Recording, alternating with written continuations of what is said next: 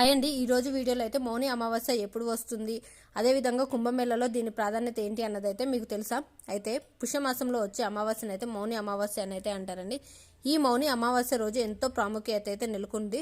144 ఏళ్లకొకసారి వచ్చే కుంభమేళలో జరిగే ఈ సమయంలో అయితే ఈ మౌని అమావాస్య అయితే వచ్చింది. అంతేకాకుండా పుష్యమాసంలో వచ్చే ఈ మౌని అమావాస్య మహాశివరాత్రికి ముందు వచ్చే అమావాస్య కాబట్టి ఈ మౌని అమావాస్య రోజు ఉదయాన్నే తలస్నానం చేసి అయితే ఇంట్లో పూజ చేసుకొని అయితే శివాలయానికి అయితే వెళ్ళాలండి. ఇంకా అదేవిధంగా ఈ మహాశివరాత్రికి ముందు వచ్చే ఈ మౌని అమావాస్య చాలా పవిత్రంగా భావిస్తాము. హిందూ పంచాంగం ప్రకారం ఏడాదికైతే 12 అమావాస్యలు అయితే ఉంటాయండి. వీటిలో బహుళ పుష్య అమావాస్య ఎంతో ప్రాధాన్యత అయితే ఉంది. ఇంకా ఈరోజు నదీ స్నానం ఆచరించి పూజ చేశాక పేదవాళ్ళకి ఉన్నంతలో అయితే దానం చేయాలి. వీలైతే నల్ల నువ్వులు, ఇంకా అదే కాకుండా వారికి దుస్తులు లేదంటే ఆహారం ఏవైనా దానం చేయాలి. శివాలయానికి వెళ్ళైతే నవగ్రహ ప్రదక్షిణ అయితే చేసుకోవాలి. ఈ వీడియో మీకు నచ్చినట్లయితే లైక్ చేయండి.